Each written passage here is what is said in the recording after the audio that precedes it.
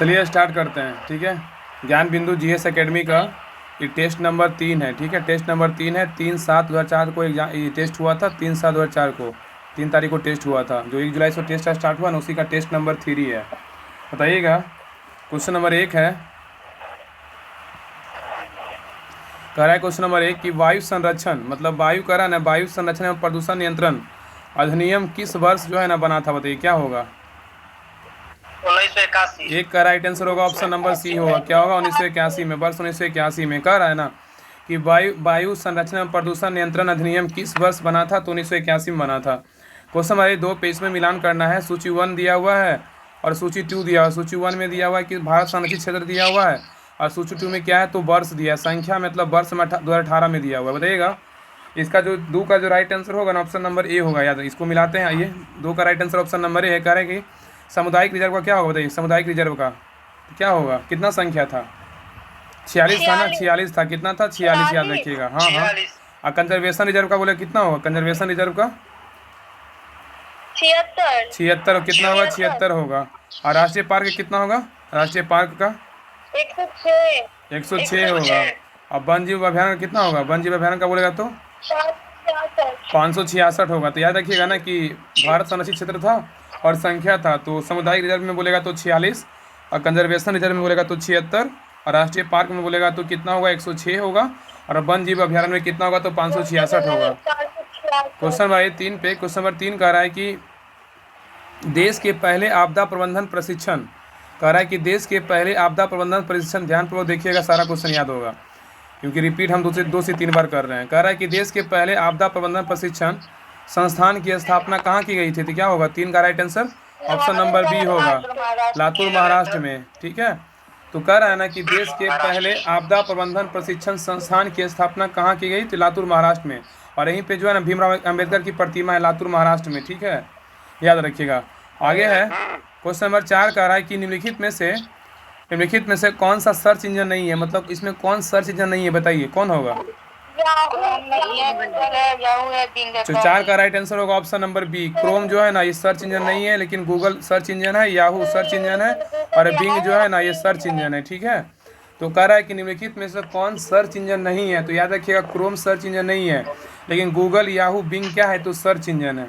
आइए question number 5 पे। Question number 5 कह रहा है कि प्रोग्रामिंग में पीएचपी क्या है? बताइए, प्रोग्रामिंग में पीएचपी बोलेगा तो 5 का राइट आंसर होगा ऑप्शन नंबर ए। याद रखिएगा ना कि प्रोग्रामिंग में पीएचपी क्या है? तो समान उद्देश्य प्रोग्रामिंग भाषा है। तो कह रहा है कि प्रोग्रामिंग में पीएचपी क्या है? तो समान उद्देश्य प्रोग्रामिंग भाषा है। क्वेश्चन नंबर 6 पे, क्वेश्चन नंबर 6 कह रहा है कि HTTPS प्रोटोकॉल के अक्षर एस का क्या अभिप्राय है? तो क्या होगा? क्या होगा? इसका 6 का राइट आंसर होगा ऑप्शन नंबर डी। क्या है? सिक्योर है। कह रहा है कि HTTPS प्रोटोकॉल के अक्षर एस का क्या अभिप्राय है? तो सिक्योर है। क्या है? सिक्योर। याद रखिएगा। HTTPS का फुल फॉर्म क्या होता है? तो hyper text transfer protocol secure होता है। याद रखिएगा कि ठीक है, hyper text transfer protocol secure होता है। ये सब क्वेश्चन पूछ सकता है। तो HTTPS का फुल फॉर्म क्या है? इसमें लास्ट पूछा था ना कि एस का मतलब क्या है? तो सिक्योर होगा। और एच का मतलब हाइपर टेक्स्ट होता है, टी मतलब ट्रांसफर, ठीक है, और एक टी मतलब टेक्स्ट, और पी मतलब प्रोटोकॉल होता है। क्वेश्चन नंबर 7 पे, क्वेश्चन नंबर 7 कर रहा है कि निम्न में से अफ्रीका का कौन सा एक देश ओपेक का जो है ना सदस्य नहीं है? बताइए कौन ओपेक का सदस्य नहीं है? बताइए। दक्षिण अफ्रीका नहीं है। दक्षिण अफ्रीका इसमें जो है ना दक्षिण अफ्रीका नहीं है, लेकिन अल्जीरिया है, लीबिया है, अंगोला है। तो कह रहा है कि निम्न में से अफ्रीका का कौन सा एक देश ओपेक का सदस्य नहीं है? तो दक्षिण अफ्रीका नहीं है, लेकिन अल्जीरिया, अंगोला, लीबिया है। बताइएगा ओपेक का स्थापना कब हुआ था? ओपेक का स्थापना बोलेगा तो 1960 में। 1960 में स्थापना हुआ था। मुख्यालय बोलेगा तो कहाँ है? वियना, ऑस्ट्रिया में है, ठीक है। वियना, ऑस्ट्रिया में है। अब बताइएगा वर्तमान में ओपेक में कितने सदस्य है? बताइए तो कितने सदस्य है ओपेक में? बोलेगा तो 12 सदस्य है। याद रखिएगा, इंडोनेशिया है, लीबिया है, संयुक्त अरब अमीरात है, अल्जीरिया है, नाइजीरिया है, इक्वाडोर है, गैबोन है, अंगोला है, इक्वाटोरियल गिनी है, कांगो, ये सब सभी जो है ना ओपेक में शामिल है। तो याद रखिए, ओपेक का जो स्थापना 1960 में हुआ था, इसका मुख्यालय ऑस्ट्रिया वियना में है। और इसका जो इसमें कह रहा था कौन सा एक ओपेक का सदस्य नहीं है? तो दक्षिण अफ्रीका नहीं था, लेकिन अल्जीरिया, अंगोला, लीबिया ये सब ओपेक का सदस्य था। क्वेश्चन नंबर 8 पे कह रहा है, क्वेश्चन नंबर 8 कि वॉलीबॉल के खेल में प्रत्येक टीम में कितने खिलाड़ी होते हैं? तो क्या होगा? वॉलीबॉल खेल में प्रत्येक टीम में वॉलीबॉल ऑप्शन नंबर सी होगा, ए होगा, ऑप्शन नंबर ए 6 खिलाड़ी होता है। वॉलीबॉल में कितने होता है? तो 6 होता है। हाँ 6 होता, 8 का ऑप्शन नंबर ए होगा। अगर वो पूछेगा ना कि किस चीज का है, क्या बोले? पूछेगा किस चीज का, तो श्रीलंका का है वॉलीबॉल। अच्छा, वॉलीबॉल किस देश का राष्ट्रीय खेल है? श्रीलंका का है, सही है। आइए क्वेश्चन हमारे 9 पे कह रहा है कि निम्नलिखित पुरस्कारों में से किसको मध्य प्रदेश का सरकार प्रदान नहीं करती? बताइए कौन नहीं करता है प्रदान? आपका आवाज कैस रहा है? मैं कह रहा था ना कि निम्नलिखित पुरस्कारों में से किसको मध्य प्रदेश सरकार प्रदान नहीं करती है, तो 9 का राइट आंसर होगा ऑप्शन नंबर डी। लेकिन जो है ना, तुलसी सम्मान देता है मध्य प्रदेश सरकार, तानसेन सम्मान देता है। अब इधर आइए, है ना कि इसमें जो है कालिदास सम्मान देता है, लेकिन भारत भारती पुरस्कार जो है नहीं देता मध्य प्रदेश सरकार, ठीक है। ये तीनों पुरस्कार देता है। क्वेश्चन नंबर 10 पे कह रहा है कि भारतीय रिजर्व बैंक के प्रथम महिला उप गवर्नर कौन थे? बताइए क्या होगा?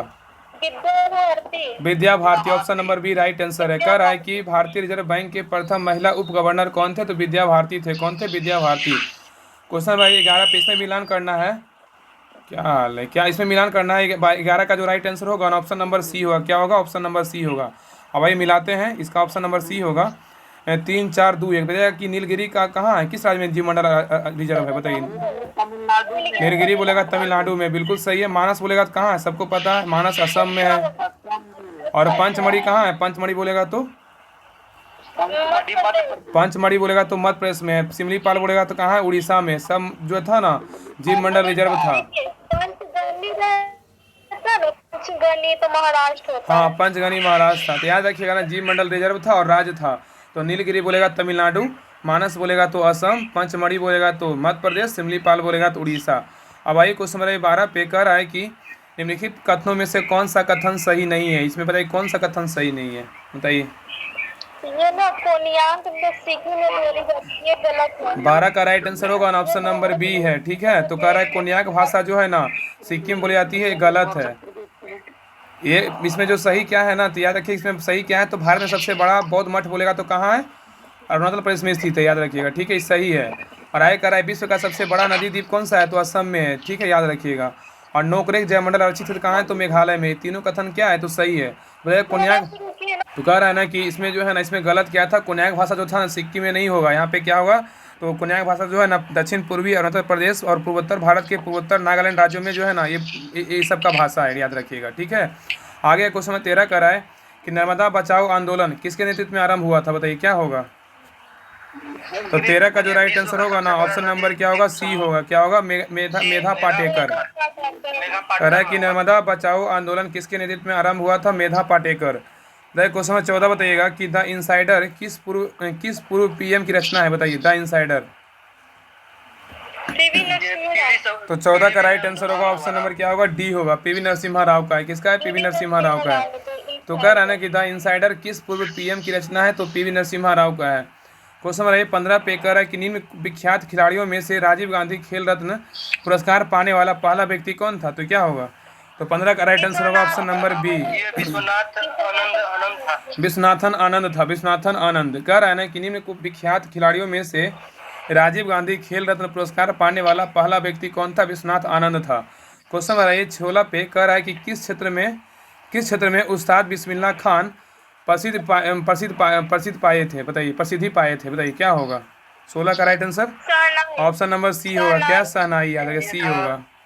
तो कह रहा है कि किस क्षेत्र में उस्ताद बिस्मिल्लाह खान ने प्रसिद्धि पाई थी? तो शहनाई में पाया था। बिस्मिल्लाह खान, उस्ताद बिस्मिल्लाह खान का संबंध जो है ना शहनाई से, याद रखिएगा। एक क्वेश्चन आ सकता है बिहार पुलिस में सब। आगे कह रहा है क्वेश्चन 17 कह रहा है कि कॉमनवेल्थ खेल में देशों की संख्या कितनी है? तो क्या होगा? तो 17 का राइट आंसर होगा ऑप्शन नंबर डी। क्या होगा? डी होगा। 54 है। कितना है? 54। तो कह रहा है कॉमनवेल्थ गेम, हाँ ऑप्शन नंबर डी होगा। तो कह रहा है कॉमनवेल्थ खेल में देशों की सबकी संख्या कितनी है? तो 54 है। क्वेश्चन नंबर 18 कह रहा है कि भारतीय 18 में क्वेश्चन कह रहा है कि भारतीय खेल प्राधिकरण ASAI की स्थापना कब हुआ था? तो क्या होगा 18 का right answer? Option number A होगा। क्या होगा? 1984 में हुआ था। कह रहा है ना कि भारतीय खेल प्राधिकरण ASAI की स्थापना कब हुआ था? तो 1984 में स्थापना हुआ था। अब आई क्वेश्चन नंबर 19। क्वेश्चन नंबर 19 कह रहा है कि निम्नलिखित में से किसको संविधान सभा द्वारा मौलिक अधिकारों को, तो कह रहा है ना कि निम्नलिखित में से किसको संविधान द्वारा मौलिक अधिकारों को लागू करने की शक्ति दी गई? बताइए कौन सा इसका आंसर? बताइए। कह रहा है निम्नलिखित में से किसको संविधान द्वारा मौलिक अधिकारों को लागू करने की शक्ति दी गई है? तो 19 का राइट आंसर होगा ऑप्शन नंबर डी। क्या है? सर्वोच्च एवं उच्च न्यायालय को। क्या है? सर्वोच्च एवं उच्च न्यायालय को। अब आइए क्वेश्चन नंबर 20 पे। क्वेश्चन नंबर 20 कह रहा है कि निम्नलिखित में से कौन सा एक सही सम्मिलित नहीं है, बताइए इसमें कौन सा गलत है। तो 20 का जो राइट आंसर होगा ना, 20 का राइट आंसर क्या है, तो ऑप्शन नंबर क्या है, डी। 20 का क्या ऑप्शन नंबर डी है, क्या है अनुच्छेद 48 में जो है न्यायपालिका का कार्यपालिका से पृथककरण, ये गलत है। न्यायपालिका से कार्यपालिका का पृथककरण बोला किस अनुच्छेद में, ये अनुच्छेद 50 में। कितना अनुच्छेद में, 50 में है। न्यायपालिका का कार्यपालिका से पृथककरण बोले अनुच्छेद 50 में है। अनुच्छेद 48 में क्या है, याद रखें, अनुच्छेद जो 48 में क्या है ना, इसमें है कि गायों और बछड़ों और दुधारू राज्य को गायों और बछड़ों और अन्य दुधारू और खेती में काम करने वाले जानवरों की हत्या को प्रतिबंधित करने का प्रयास करने का निर्देश देता है, अनुच्छेद 48 देता है, याद रखिएगा। और न्यायपालिका का कार्यपालिका से पृथककरण बोलेगा तो कौन सा अनुच्छेद में, आर्टिकल 50 में है। इसमें सही क्या है, तो अनुच्छेद 39 के ए में क्या है, तो समान न्याय एवं निःशुल्क विधिक सहायता है। अनुच्छेद 39 का ए में क्या है, समान न्याय एवं निःशुल्क विधिक सहायता है। अनुच्छेद 40 में क्या है, तो ग्राम पंचायतों का गठन है। अनुच्छेद 44 में क्या है, तो समान नागरिक संहिता, याद रखिएगा। तो समान न्याय एवं निःशुल्क विधिक सहायता बोले अनुच्छेद 39 के ए में है। ग्राम पंचायतों का गठन बोले अनुच्छेद 40 में है। और समान नागरिक संहिता बोलेगा तो क्या है, तो अनुच्छेद 44 में है। और नेक्स्ट कहेगा कि न्यायपालिका का कार्यपालिका से पृथककरण बोलेगा किस अनुच्छेद में, तो अनुच्छेद 50 में, याद रखिएगा। अब आइए क्वेश्चन नंबर 21 पे। क्वेश्चन नंबर 21 कह रहा है कि भारत में, आप लोग आंसर जरूर दीजिए, कह रहा है कि भारत में न्यायपालिका का कार्यपालिका से पृथककरण किसे व्यादेशित है, बताइए। कह रहा है कि भारत में न्यायपालिका का कार्यपालिका से पृथककरण किसे व्यादेशित है।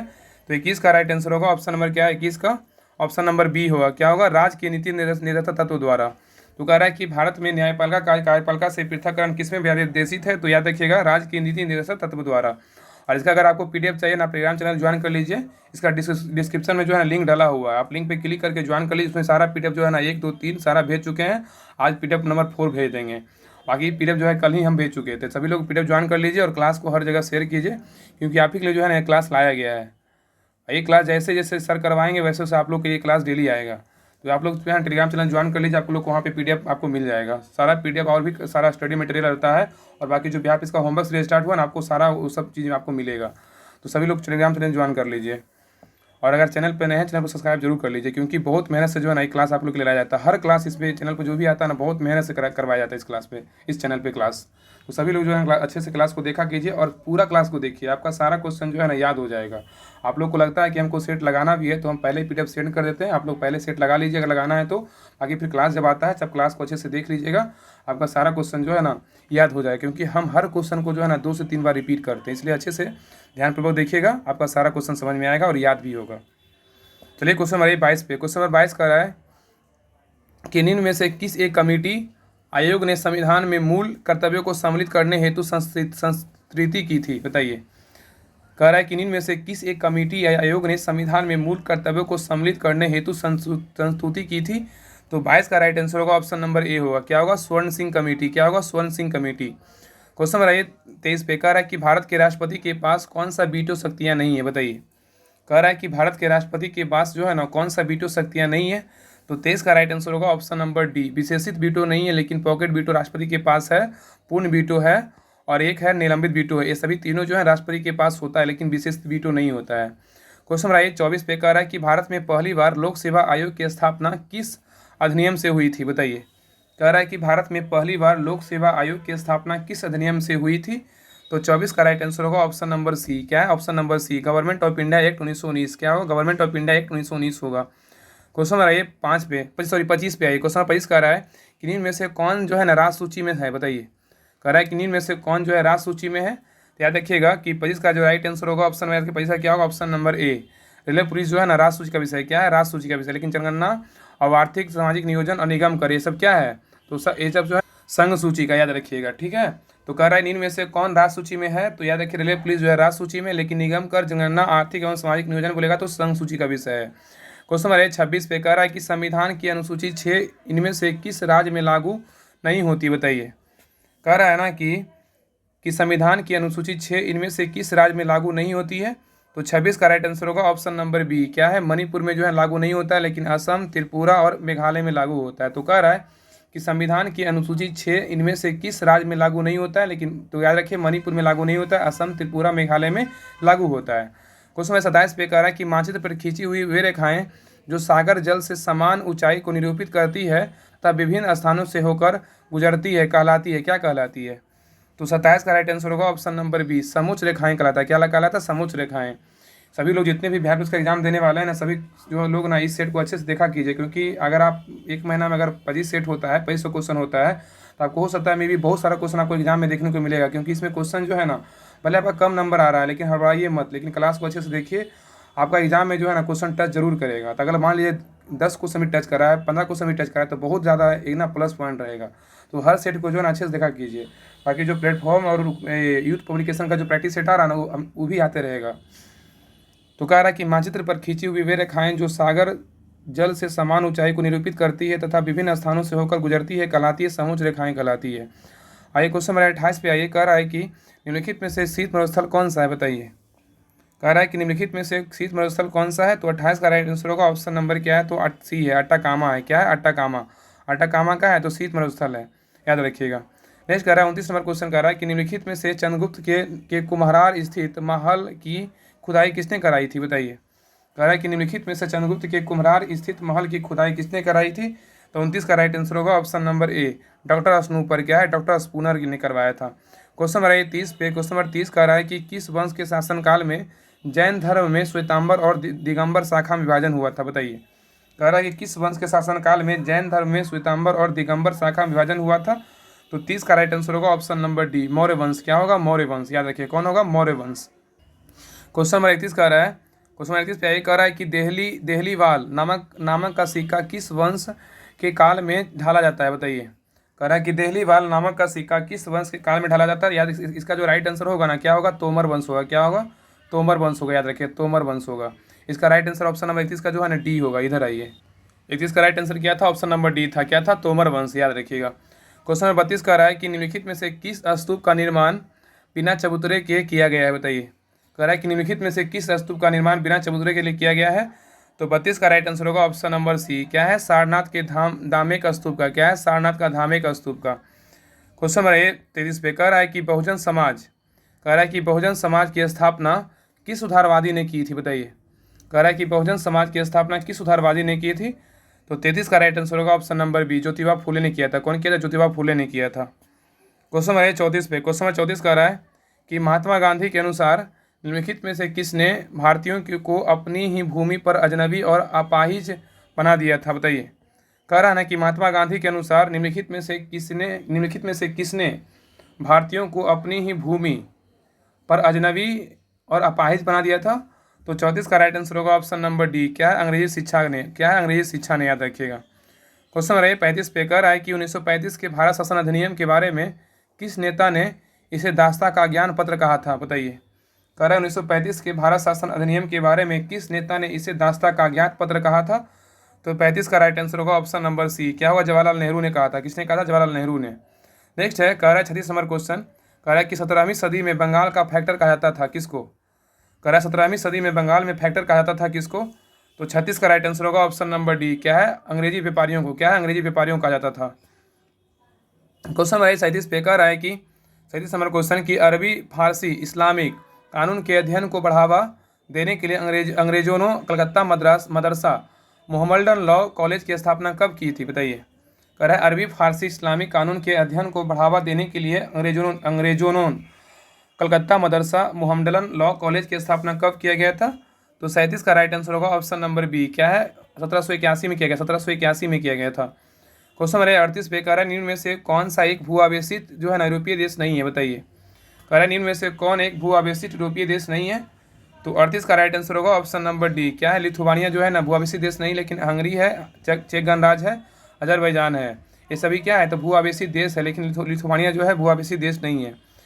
क्वेश्चन नंबर 39 पे क्वेश्चन 39 कह रहा है कि कौन सा संगठन अंटार्कटिक हिमखंडों को ट्रैक करता है, बताइए। कह रहा है कि कौन सा संगठन अंटार्कटिक हिमखंडों को ट्रैक करता है।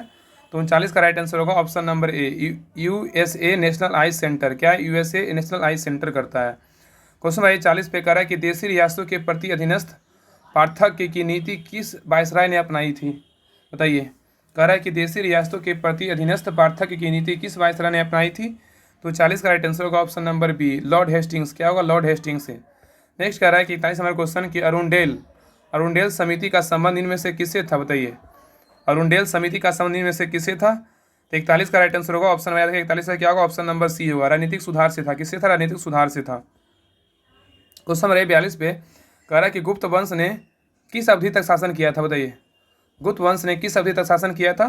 तो 42 का राइट आंसर होगा ऑप्शन नंबर ए 319 से 500। क्या होगा? 319 से 500 ईस्वी तक क्या है किया था? गुप्त वंश ने शासन किया था। क्वेश्चन नंबर ए 43 पे कह रहा है कि बहमनी साम्राज्य की स्थापना किसने की थी? बताइए, बहमनी साम्राज्य की स्थापना किसने किया था? तो 43 का राइट आंसर होगा option number A Bahman Shah ने किया था। कौन किया था? बहमन शाह ने किया था। क्वेश्चन नंबर 44 कह रहा है कि असहयोग और खिलाफत आंदोलन कब शुरू किए गए थे? बताइए, असहयोग और खिलाफत आंदोलन कब शुरू किया गया था? तो 44 का राइट आंसर होगा वर्ष 1920 में। कब शुरू किया गया था? वर्ष 1920 में शुरू किया गया था। क्वेश्चन नंबर 45 पे 45 नंबर क्वेश्चन कह रहा है कि प्रथम अंतरिम राष्ट्रीय सरकार कह रहा है कि प्रथम अंतरिम राष्ट्रीय सरकार की घोषणा कब की गई थी? बताइए, कह रहा है कि प्रथम अंतरिम राष्ट्रीय सरकार की घोषणा कब की गई थी? तो 45 का राइट आंसर होगा ऑप्शन नंबर बी 24 अगस्त 1946 को किया गया था। तो कह रहा है कि प्रथम अंतरिम राष्ट्रीय सरकार की घोषणा कब किया गया था? तो 24 अगस्त 1946 को किया गया था। अब भाई क्वेश्चन नंबर 46 पर क्वेश्चन नंबर 46 कह रहा है कि वर्ष 1946 में बनी अंतरिम सरकार में राजेंद्र प्रसाद के पास कौन सा विभाग था? बताइए, कह रहा है कि वर्ष 1946 में बनी अंतरिम सरकार में राजेंद्र प्रसाद के पास कौन सा विभाग था? तो 46 का राइट आंसर होगा ऑप्शन नंबर डी। क्या था? डी, खाद्य एवं कृषि विभाग था। क्या था? खाद्य एवं कृषि विभाग। क्वेश्चन नंबर 47 पे कह रहा है कि भारत का सुदूर पूर्वी बिंदु कहाँ स्थित है? बताइए, कह रहा है कि भारत का सुदूर पूर्वी बिंदु कहाँ स्थित है? 47 का राइट आंसर होगा ऑप्शन याद रखिए 47 का क्या होगा? ऑप्शन याद रखिए 47 का होगा ऑप्शन नंबर डी किबिथु है। क्या है? किबिथु, किबिथु है। कह रहा है कि भारत का सुदूर पूर्वी बिंदु क्या है? तो किबिथु है। भारत का सुदूर पूर्वी बिंदु क्या है? तो किबिथु है, याद रखिएगा। क्वेश्चन नंबर 48 पे कह रहा है कि भारत में स्थित प्राचीनतम समूह की चट्टान है कौन सा? बताइए, कह रहा है कि भारत में स्थित प्राचीनतम समूह की चट्टान कौन सा है? तो 48 का राइट आंसर होगा ऑप्शन नंबर डी आर्कियन तंत्र है। क्या है? आर्कियन तंत्र है। नेक्स्ट क्वेश्चन पे है, कह रहा है कि निम्नलिखित में से कौन सा दर्रा भारतीय हिमालयी क्षेत्र में स्थित नहीं है? बताइए, कह रहा है निम्नलिखित में से कौन सा दर्रा भारतीय हिमालयी क्षेत्र में स्थित नहीं है? तो 49 का राइट आंसर होगा ऑप्शन नंबर बी। क्या है? तो बोलन नहीं है, लेकिन जोजिला है, शिवकिला है, लिपुलेख, ये सब क्या है? तो भारतीय हिमालयी क्षेत्र में स्थित है, लेकिन बोलन नहीं है।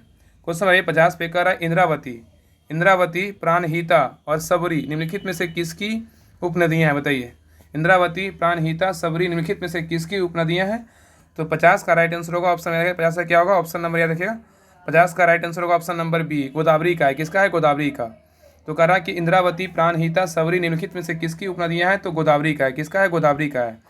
क्वेश्चन नंबर 51 पे कह रहा है कि भारत में सर्वाधिक वर्षा का मुख्य कारण क्या है? बताइए, कह रहा है कि भारत में सर्वाधिक वर्षा का मुख्य कारण क्या है? तो 51 का राइट आंसर होगा ऑप्शन नंबर सी। क्या है? दक्षिण पश्चिम मानसून है। क्या है? दक्षिण पश्चिम मानसून है। नेक्स्ट है, कह रहा है कि इसमें जो है ना, कह रहा है कि निम्नलिखित में से सही जोड़ी, कह रहा है कि निम्नलिखित में सही जोड़ी स्थानांतरित कृषि का नाम और संबंधित राज्य की पहचान कीजिए। इसमें कह रहा है कि सही इसमें कौन सा है? तो 52 का जो राइट आंसर होगा ऑप्शन नंबर सी है। क्या है? बेबर। बेबर जो है ना मध्य प्रदेश में बिल्कुल सही है। बेबर क्या है? मध्य प्रदेश में बिल्कुल सही है, याद रखिएगा। तो इसमें देखिए ना, इसमें कौन कौन सही है। इसमें पहले जो है ना, इसमें बेबर तो था, मध्य प्रदेश का था, ये बिल्कुल सही। इसमें गलत क्या है? तो इसमें सही क्या होगा? ब्रिंगा जो होगा ना, ब्रिंगा कृषि कहाँ का है? तो ब्रिंगा देखिए उड़ीसा का है, ना कि उत्तर प्रदेश का है। ब्रिंगा बोलेगा तो कहाँ का है? उड़ीसा का, याद रखिएगा। कहाँ का है? उड़ीसा का है ब्रिंगा। और अगर पुंड बोलेगा तो कहाँ का है? पुंड जो है ना राजस्थान का है। आप लोग कमेंट कीजिएगा पुंड जो है और कहाँ का है। पुंड का बोलेगा तो राजस्थान का है। कहाँ का है? राजस्थान का है, याद रखिएगा। अगर बेबर अथी यहाँ पे कुरुवा बोलेगा कहाँ? कुरुवा पंजाब का नहीं होगा, यहाँ पे क्या होगा? झारखंड का है। क्या है? झारखंड का, याद रखिएगा। झारखंड का है, झारखंड का है। जिसमें बोल रहा था ना कि इनमें से सही जोड़ी में कौन सा है? तो बेबर था मध्य प्रदेश का, बिल्कुल सही था। ब्रिंगा बोलेगा तो उत्तर प्रदेश नहीं होगा, यहाँ पे होगा उड़ीसा का है। ब्रिंगा बोले उड़ीसा का है, पुंड बोले राजस्थान का है। आप बेबर बोलेगा तो बेबर कहाँ का है? बेबर मध्य प्रदेश का, तो क्वेश्चन में आंसर था। और कुरुवा बोलेगा झारखंड का है। अब आइए क्वेश्चन नंबर 53 पे। क्वेश्चन नंबर 53 कह रहा है कि गोल्डन फाइबर, कह रहा है गोल्डन फाइबर के रूप में किसे जाना जाता है? बताइए, गोल्डन फाइबर के रूप में किसको जानते हैं? तो 53 का राइट आंसर होगा ऑप्शन नंबर याद रखिए 53 का क्या होगा? सी होगा। जूट को जानते हैं। किसको जानते हैं? जूट को। कह रहा है गोल्डन फाइबर के रूप में किसको जानते हैं? जूट को। इसमें कह रहा है कि राष्ट्रीय राजमार्ग 1 पुराना क्रमांक इनमें से किन स्थान को जोड़ता है? बताइए, राष्ट्रीय राजमार्ग जो 1 है ना, पुराना क्रमांक में दिया हुआ है, इनमें से किस स्थान को जोड़ता है? तो 54 का राइट आंसर होगा ऑप्शन नंबर सी। क्या है? दिल्ली से अटारी को। क्या है? दिल्ली से अटारी को जोड़ता है, राष्ट्रीय राजमार्ग 1 जोड़ता है। क्वेश्चन नंबर 55 पे, क्वेश्चन 55 कह रहा है कि निम्नलिखित में से कौन सा एक वर्ष जो है ना 2011 की गणना के अनुसार राज्यों का उनके जनसंख्या घनत्व के आधार पर सही अवरोही क्रम में अनुक्रम है? बताइए, कह रहा है कि निम्नलिखित में से कौन सा एक वर्ष 2011 की गणना के अनुसार राज्यों का उनके जनसंख्या घनत्व के आधार पर सही आरोही अनुक्रम है? तो 55 का जो राइट आंसर होगा ऑप्शन नंबर बी है। क्या है? अरुणाचल प्रदेश है, मिजोरम है, सिक्किम है, हिमाचल प्रदेश है। अरुणाचल प्रदेश है, मिजोरम है, सिक्किम है, हिमाचल प्रदेश है। क्वेश्चन नंबर 56 पे कह रहा है कि निम्नलिखित में से कौन सा नवीकरणीय ऊर्जा का स्रोत है, बताइए। कह रहा है इनमें से कौन सा जो है नवीकरणीय ऊर्जा का स्रोत है। तो 56 का राइट आंसर होगा ऑप्शन नंबर सी। क्या है? बायोमास क्या है? नवीकरणीय ऊर्जा का स्रोत है, लेकिन कोयला नहीं है, पेट्रोलियम पदार्थ नहीं है, मिट्टी का तेल नहीं है, लेकिन बायोमास क्या है? नवीकरणीय ऊर्जा का स्रोत है। क्वेश्चन नंबर 57 कह रहा है कि यह किसका विचार है कि सामाजिक अशांति का कारण पूंजीवादी विकास पद में ही गढ़ा था, बताइए। कह रहा है किसका विचार है कि सामाजिक अशांति का कारण पूंजीवादी विकास पथ में गढ़ा है। तो 57 का राइट आंसर होगा ऑप्शन नंबर ए। क्या होगा? A R Desai. क्या होगा? ए आर देसाई ने। नेक्स्ट 58 नंबर क्वेश्चन कह रहा है कि व्यक्ति की पहचान जैसे वर्ग, निजातीयता, लिंग, निसंगतता और स्थान के विभिन्न पहलुओं के वर्णन के लिए किस पद का प्रयोग किया गया था। तो 58 का जो राइट आंसर होगा ऑप्शन नंबर क्या होगा? ए होगा, अंतरानुभाग्यता। क्या होगा? अंतरानुभाग्यता। कह रहा है कि व्यक्ति की पहचान जैसे वर्ग, निजातीयता, लिंग, निसंगतता और स्थान के विभिन्न पहलुओं के वर्णन के लिए किस पद का प्रयोग किया गया था। तो अंतरानुभाग्यता प्रयोग किया गया था। क्वेश्चन नंबर 59 पे कह रहा है कि फ्लोरोसेंट लैंप में चोक का प्रयोजन क्या है, बताइए। फ्लोरोसेंट लैंप में चोक का प्रयोजन क्या है। तो 59 का राइट आंसर होगा ऑप्शन नंबर सी। क्या है? Option number C. क्या है? करंट के प्रवाह को बढ़ाना। क्या है? करंट के प्रवाह को बढ़ाना। अब वही नेक्स्ट क्वेश्चन पे क्वेश्चन नंबर 60 कह रहा है चंद्रमा और सूर्य के कारण होने वाले ज्वार भाटे के बारे में कौन सा नियम स्पष्ट करता है, बताइए। कह रहा है कि चंद्रमा और सूर्य के कारण होने वाले ज्वार भाटे के बारे में कौन सा नियम स्पष्ट करता है।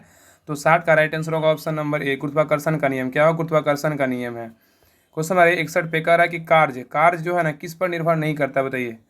कार्य जो है किस पर निर्भर नहीं करता है। तो 61 का राइट आंसर होगा ऑप्शन नंबर सी, संवेग पे निर्भर नहीं करता, लेकिन विस्थापन पे करता है, बल पे करता है, एफ और एस के बीच का कोण पे करता है। तो कह रहा है कि कार्य किस पर निर्भर नहीं करता है। तो संवेग पे नहीं करता है, विस्थापन, बल और एफ और एस के बीच करता है, का कोण पे करता है। क्वेश्चन नंबर 62 कह रहा है कि प्राकृतिक में सबसे सशक्त बल कौन सा है, बताइए। प्राकृतिक में सबसे सशक्त बल कौन सा है। तो 62 का राइट आंसर होगा ऑप्शन नंबर सी। क्या है? नाभिकीय बल है। क्या है? नाभिकीय बल है। क्वेश्चन नंबर 63 पे क्वेश्चन नंबर 63 कह रहा है कि 1 पाउंड बराबर कितना औंस होता है, बताइए। 1 पाउंड बराबर कितना औंस होता है। तो 63 का राइट आंसर होगा ऑप्शन नंबर क्या होगा। तो ए होगा, 16 औंस होता है। क्या होता है? 1 पाउंड बराबर 16 औंस होता है। नेक्स्ट क्वेश्चन नंबर 64 कह रहा है कि निम्नलिखित में से कौन सा तत्व मेंडलीव की आवर्त सारणी में एक निश्चित स्थान नहीं पा सका, बताइए। कह रहा है निम्नलिखित में से कौन सा तत्व मेंडलीव की आवर्त सारणी में एक निश्चित स्थान नहीं पा सका। तो 64 का राइट आंसर होगा ऑप्शन नंबर डी, हाइड्रोजन नहीं पा सका। इसी को हाइड्रोजन को आवार तत्व बोलते हैं, लेकिन सल्फर, ऑक्सीजन और नाइट्रोजन को क्या है। तो स्थान, सबका स्थान दिया होगा, लेकिन हाइड्रोजन का नहीं है। क्वेश्चन नंबर 65 पे कह रहा है किसी टूथपेस्ट के लिए निम्नलिखित गुणधर्मों में से कौन सही है, बताइए। कह रहा है किसी टूथपेस्ट के लिए निम्नलिखित गुणधर्मों में से कौन सही है। तो 65 का राइट आंसर होगा ऑप्शन नंबर सी। क्या है? Option number C. या देखिए सर, क्या यह क्षारीय है। क्या यह क्षारीय है। क्वेश्चन नंबर 66 पे कह रहा है कि गन मेटल किस धातु से निर्मित है, बताइए। गन मेटल किस धातु से निर्मित है। तो 66 का राइट आंसर होगा ऑप्शन नंबर ए। क्या है? कॉपर, टीन और जिंक का है। तो गन मेटल किसका मिश्रण है। तो कॉपर, टीन, जिंक का है। नेक्स्ट क्वेश्चन नंबर 67 कह रहा है कि निम्नलिखित में से कौन सा रासायनिक समीकरण संतुलित है, बताइए। कह रहा है निम्नलिखित में से कौन सा रासायनिक समीकरण संतुलित है। तो 67 का राइट आंसर होगा ऑप्शन नंबर डी। क्या है? Option number D, 2Mg + O2 + 2MgO है। ये जो है समीकरण संतुलित समीकरण है। क्वेश्चन नंबर 68 पे कह रहा है कि निम्नलिखित में से कौन सा एक टिंडल प्रभाव को प्रदर्शित नहीं करेगा, बताइए। कह रहा है निम्नलिखित में से कौन सा एक टिंडल प्रभाव को प्रदर्शित नहीं करेगा। तो 68 का राइट आंसर होगा ऑप्शन नंबर ए, जल के साथ ताज़ा मिश्रित किया हुआ चौक पाउडर, ये प्रदर्शित नहीं करेगा। कह रहा है कि निम्नलिखित में से कौन सा एक टिंडल प्रभाव को प्रदर्शित नहीं करेगा। तो जल के साथ ताज़ा मिश्रित किया हुआ चौक पाउडर नहीं करेगा, लेकिन नींबू का रस करेगा। जल के साथ मिश्रित दूध की कुछ बूंदें करेगा और मंड स्टार्च विलयन करेगा। क्वेश्चन नंबर 69 पे कह रहा है कि इनमें से किसका उपयोग कैंसर के उपचार में किया जाता है, बताइए। इनमें से किसका उपयोग जो है ना कैंसर के उपचार में किया जाता है। 69 का राइट आंसर होगा ऑप्शन नंबर क्या होगा। ए होगा। क्या होगा? और ए, कोबाल्ट के समस्थानिक का। तो कह रहा है कि किसका उपयोग जो है ना कैंसर के उपचार में करते हैं। तो कोबाल्ट के समस्थानिक का उपयोग करते हैं कैंसर में। क्वेश्चन नंबर 70 कह रहा है कि पशुओं के इनमें से किस फाइला में उनके पैर जुड़े होते हैं, बताइए। कह रहा है कि पशुओं के इनमें से किस फाइला में उनके पैर जुड़े होते हैं। तो 70 का राइट आंसर होगा ऑप्शन नंबर डी। क्या है? ऑर्थोपोडा। क्या है? ऑर्थोपोडा। क्वेश्चन नंबर 71 पे कह रहा है कि वैज्ञानिक पुरकिंजे द्वारा निम्नलिखित में से किस शब्दावली का सृजन किया गया था। कह रहा है कि वैज्ञानिक पुरकिंजे द्वारा निम्नलिखित में से किस शब्दावली का सृजन किया गया था। तो 71 का राइट आंसर होगा ऑप्शन नंबर डी। क्या है? जीव द्रव, जो इसी को प्रोटोप्लाज्म बोलते हैं। क्या कहते हैं? इसी को प्रोटोप्लाज्म कहते हैं। तो कह रहा है कि वैज्ञानिक पुरकिंजे द्वारा निम्नलिखित में से किस शब्दावली का सृजन किया गया। तो जीव द्रव, प्रोटोप्लाज्म। कह रहा है क्वेश्चन नंबर 72 कह रहा है कि मेढक मेढक छिपकली पक्षी तथा मानव के पाद किस अंग के उदाहरण है बताइए। कह रहा है मेढक छिपकली पक्षी तथा मानव के पाद किस अंग के उदाहरण है। तो 72 का राइट आंसर होगा ऑप्शन नंबर डी, समझात अंग के है। किसके? समझात अंग के उदाहरण है। तो कह रहा है मेढक छिपकली पक्षी तथा मानव के पाद किस अंग के उदाहरण है? समझात अंग के उदाहरण है। क्वेश्चन नंबर 73, क्वेश्चन नंबर 73 कह रहा है कि बोलीविया तथा पैरागुए के बीच किस कारण से चाको युद्ध हुआ था बताइए। कह रहा है कि बोलीविया तथा पैरागुए के बीच किस के कारण जो है ना चाको का युद्ध हुआ था। तो 73 का राइट आंसर होगा ऑप्शन नंबर सी। क्या है? 73 का सी, तेल का कारण। क्या होगा? तेल के कारण। क्वेश्चन नंबर 74 पे कह रहा है कि ला रिफॉर्म नामक आंदोलन किससे संबंधित है बताइए। ला रिफॉर्म नामक आंदोलन किससे संबंधित है। तो 74 का राइट आंसर होगा ऑप्शन नंबर ए, मैक्सिको से है। किससे? मैक्सिको से है। क्वेश्चन नंबर 75 पे कह रहा है कि रूस की क्रांति कब हुई थी बताइए। रूस की क्रांति कब हुआ था। तो 75 का राइट आंसर होगा ऑप्शन नंबर डी। क्या है? डी, 1917 में हुआ था। कब हुआ था? 1917 में हुआ था। क्वेश्चन नंबर 76 पे कह रहा है कि मूल संविधान के हिंदी संस्करण का सुलेखन किसके द्वारा किया गया था बताइए। कह रहा है कि मूल संविधान के हिंदी संस्करण का सुलेखन किसके द्वारा किया गया था। तो 76 का राइट आंसर होगा ऑप्शन नंबर ए, बसंत कृष्ण बैद के द्वारा किया गया था। तो कह रहा है कि मूल संविधान के किस हिंदी संस्करण का सुलेखन किसके द्वारा किया गया था। तो यह बसंत कृष्ण बैद के द्वारा किया गया था। क्वेश्चन नंबर 77 पे कह रहा है कि द रिडल्स ऑफ हिंदुइज्म पुस्तक के लेखक कौन है बताइए। कह रहा है कि द रिडल्स ऑफ हिंदुइज्म पुस्तक के लेखक कौन है। तो 77 का राइट आंसर होगा option number B, Bhimrao Ambedkar है। कौन है? भीमराव अम्बेडकर है। क्वेश्चन 78 पे कह रहा है कि जैन धर्म में मूर्ति पूजा का सबसे पुराना साक्ष्य कौन सा है बताइए। कह रहा है कि जैन धर्म में मूर्ति पूजा का सबसे पुराना साक्ष्य कौन सा है। तो 78 का राइट आंसर होगा ऑप्शन नंबर ए, हाथी गुफा शिलालेख है। क्या? हाथी गुफा शिलालेख है। तो कह रहा है कि जैन धर्म में मूर्ति पूजा का सबसे पुराना साक्ष्य कौन सा है। तो हाथी गुफा शिलालेख है। 78 का right answer option number A होगा। अब भाई क्वेश्चन नंबर 79 पे, क्वेश्चन नंबर 79 कह रहा है, क्वेश्चन 79 कह रहा है कि लोकपाल संस्था में अध्यक्ष समेत अन्य सदस्यों की संख्या कितनी होती है बताइए। कह रहा है कि लोकपाल संस्था में अध्यक्ष समेत अन्य सदस्यों की संख्या कितनी होती है। 79 का right answer option number C, एक अध्यक्ष 8 अन्य सदस्य होते हैं। तो कह रहा है कि लोकपाल संस्था में अध्यक्ष कितने होते हैं? 1 होता है। अन्य सदस्य कितने होता है? तो 8 अन्य सदस्य होता है। क्वेश्चन नंबर 80 कह रहा है कि प्रथम वेतन आयोग के अध्यक्ष कौन थे बताइए। प्रथम वेतन आयोग के अध्यक्ष कौन थे। तो 80 का राइट आंसर होगा ऑप्शन नंबर डी, श्रीनिवास भरतचार्यर हैं। कौन है? भरतचार्यर। कह रहा है प्रथम वेतन आयोग के अध्यक्ष कौन है? श्रीनिवास भरतचार्यर हैं। नेक्स्ट क्वेश्चन में 81 नंबर कह रहा है कि डैश से भरपूर आहार में प्रोटीन और वसा भरपूर की तुलना में कम पानी की आवश्यकता होती है। किसकी बताइए। तो 81 का राइट आंसर होगा ऑप्शन नंबर सी। क्या है? कार्बोहाइड्रेट का। क्या है? कार्बोहाइड्रेट का। तो कह रहा है कि कार्बोहाइड्रेट से भरपूर आहार में प्रोटीन और वसा भरपूर की तुलना में कम पानी की क्या होती है? आवश्यकता होती है। क्वेश्चन 82 कह रहा है कि मानव की पसलियाँ किसके साथ जुड़ी होती है बताइए। मानव की पसलियाँ किसके साथ जुड़ी होती है। तो 82 का राइट आंसर होगा ऑप्शन नंबर सी, अस्टर्नम। क्या है? अस्टर्नम। तो कह रहा है कि मानव की पसलियाँ जो है अस्टर्नम के साथ क्या होती है? जुड़ी रहती है। क्वेश्चन आइए 83 पे कह रहा है कि मानव मस्तिष्क का कौन सा भाग शरीर की मुद्रा एवं संतुलन को व्यवस्थित रखता है बताइए। कह रहा है कि मानव मस्तिष्क का कौन सा भाग शरीर का मुद्रा एवं संतुलन को व्यवस्थित रखता है। तो 83 का राइट आंसर होगा ऑप्शन नंबर बी। क्या है? सेरेबेलम है। क्या है? सेरेबेलम है। नेक्स्ट क्वेश्चन में 84 कह रहा है कि निम्नलिखित में से कौन से प्रकार के पेड़ों को सूर्य प्रकाश प्रेमी पेड़ कहा जाता है बताइए। कह रहा है निम्नलिखित में से कौन से प्रकार के पेड़ों का सूर्य प्रकाश प्रेमी पेड़ कहा जाता है। तो 84 का राइट आंसर होगा ऑप्शन नंबर बी, आंतपोदभीद। क्या है? आंतपोदभीद है। क्वेश्चन नंबर 85 पे कह रहा है एक लंबी धारा प्रवाहित सीधी सोलेनॉइड के अंदर चुंबकीय क्षेत्र की ताकत है बताइए। कह रहा है एक लंबी धारा प्रवाहित सीधी सोलेनॉइड के अंदर चुंबकीय क्षेत्र की ताकत है। तो 85 का राइट आंसर होगा ऑप्शन नंबर सी, सभी बिंदुओं पर समान। क्या है? सभी बिंदुओं पर समान। क्वेश्चन नंबर 86 कह रहा है कि 2 या 2 से अधिक घुलनशील द्रवों जिनके क्वथनांक का अंतर कितना से कम होता है के मिश्रण को पृथक करने के लिए प्रभावी आसमान विधि प्रयोग किया जाता है बताइए। तो 86 का जो राइट आंसर होगा ऑप्शन नंबर ए होगा। क्या होगा? 25 केल्विन। क्या होगा? 25 केल्विन। तो कह रहा है कि 2 या 2 से अधिक घुलनशील द्रवों जिनके क्वथनांक का अंतर 25 केल्विन से कम होता है के मिश्रण को पृथक करने के लिए प्रभावी आसमान विधि प्रयोग किया जाता है। आइए नेक्स्ट क्वेश्चन पे। क्वेश्चन नंबर 87 कह रहा है कि फिल्म सुपर 30 के निर्देशक कौन थे बताइए। फिल्म 30 सुपर के निर्देशक कौन है। तो 87 का राइट आंसर होगा ऑप्शन नंबर बी। क्या है? विकास बहल है। कौन है? विकास बहल। उसमें 88 पे आई निम्न से कौन सा कथन असत्य है बताइए। इसमें कह रहा है कौन सा कथन असत्य है। तो 88 का राइट आंसर होगा ऑप्शन नंबर डी, इसमें से कोई असत्य नहीं है, सब सही है। तो कह रहा है 1 अक्टूबर 1958 को अमेरिका अंतरिक्ष एजेंसी नासा का गठन हुआ, बिल्कुल सही है। अमेरिकी अंतरिक्ष एजेंसी नासा गठन जो है 1 अक्टूबर 1958 को हुआ था। और 1958 में भी ना DRDO का भी स्थापना हुआ था, उसका था 1 जनवरी 1958 का था, ये भी याद रखिएगा। और 14 सितंबर 1969 को लूना द्वितीय चंद्रमा की सतह पर उतरने वाला पहला अंतरिक्ष यान था। बिल्कुल सही है।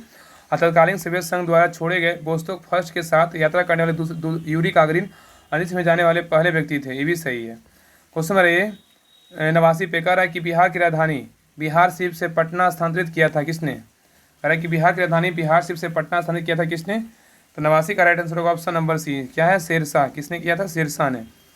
नेक्स्ट कह रहा है कि 89 का आंसर सी होगा। नेक्स्ट 90 नंबर कह रहा है कि पालकालीन कलाकार धीमन और बिट्ठपाल कहाँ के निवासी थे? बताइए। कह रहा है कि पालकालीन कलाकार धीमन और विट्ठल पाल कहाँ के निवासी थे?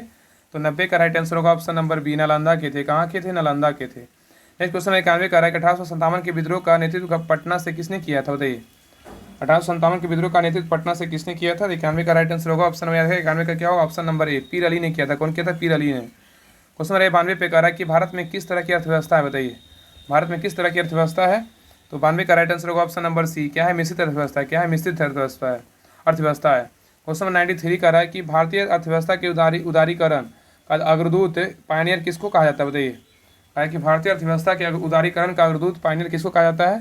तो 93 का राइट आंसर होगा option number A, doctor Manmohan Singh. क्या है? Doctor Manmohan Singh. Next question number 94 कह रहा है कि नाबार्ड की स्थापना कब हुई थी? बताइए।